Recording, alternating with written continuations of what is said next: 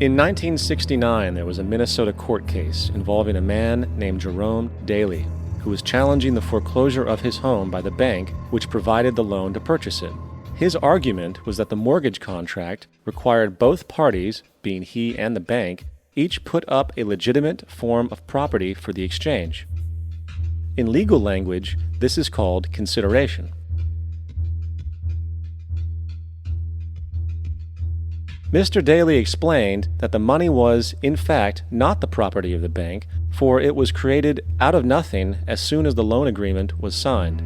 Remember what modern money mechanics stated about loans? What they do when they make loans is to accept promissory notes in exchange for credits. Reserves are unchanged by the loan transactions, but deposit credits constitute new additions to the total deposits of the banking system. In other words, the money doesn't come out of their existing assets. The bank is simply inventing it, putting up nothing of its own, except for a theoretical liability on paper. As the court case progressed, the bank's president, Mr. Morgan, took the stand, and in the judge's personal memorandum, he recalled that the plaintiff, bank's president, admitted that, in combination with the Federal Reserve Bank, did create the money and credit upon its books by bookkeeping entry. The money and credit first came into existence when they created it. Mr. Morgan admitted that no United States law or statute existed which gave him the right to do this. A lawful consideration must exist and be tendered to support the note. The jury found that there was no lawful consideration, and I agree. He also poetically added, "Only God can create something of value out of nothing." And upon this revelation, the court rejected the bank's claim for foreclosure, and Daly kept his home. The implications of this court decision are immense. For every time you borrow money from a bank, whether it is a mortgage loan or a credit card charge, the money given to you is not only counterfeit, it is an illegitimate form of consideration, and hence voids the contract to repay, for the bank never had the money as property to begin with. Unfortunately, such legal realizations are suppressed and ignored, and the game of perpetual wealth transfer and perpetual debt continues. And this brings us to the ultimate question: why?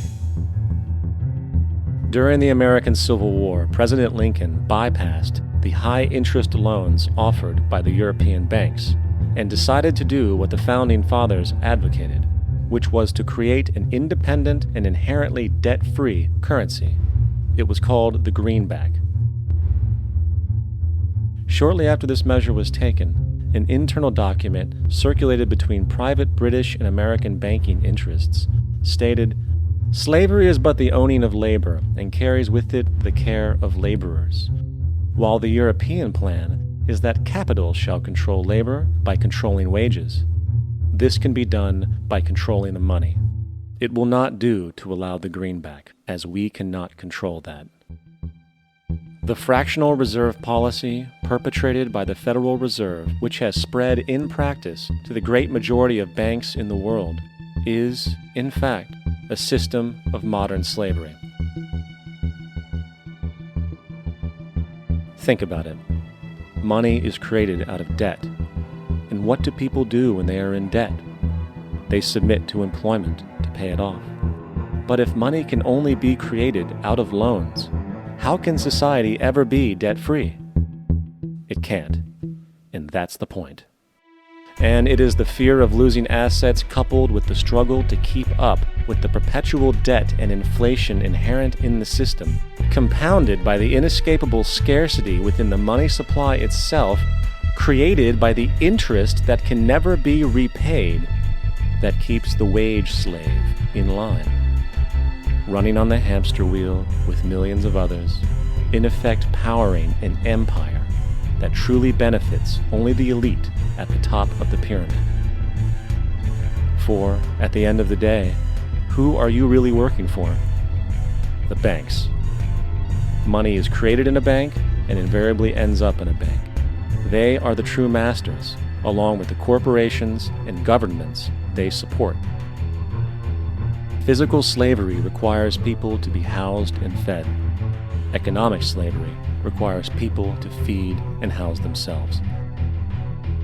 It is one of the most ingenious scams for social manipulation ever created, and at its core, it is an invisible war against the population. Debt is the weapon used to conquer and enslave societies, and interest is its prime ammunition. And as the majority